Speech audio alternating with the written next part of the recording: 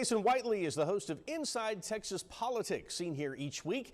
He's also the co-host of a podcast called Yolitics. And Jason, something that we have been following here for a long time, former State Trooper Leroy Torres being allowed to sue the state of Texas for employment discrimination.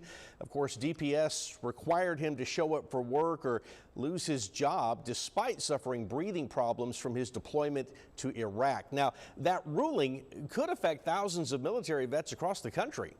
Yeah, Mike, this is a significant ruling, and here's why. Until now, you could not sue a state over federal law. As you mentioned, Leroy Torres there in Robstown was a former state trooper. He was deployed to Iraq back in 2005. He developed breathing problems there. When he came back to Texas, he wanted his old job back, and federal law allows that.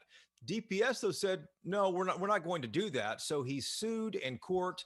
The Supreme Court, DPS, though, argued that it could not be sued over this federal law. The Supreme Court refused that argument by DPS and essentially said, you know what, Mr. Torres, go ahead. You can sue in Nueces County. You can sue DPS. So that's the next step here. But the bottom line is, for thousands of military vets all across the state and all across the country, this is opening up a new legal door for them. Absolutely. And this week, of course, the big news, more than 50 people suffocated in an airtight trailer outside of San Antonio. I'm wondering here, will anything shake Congress into considering a political solution for immigration?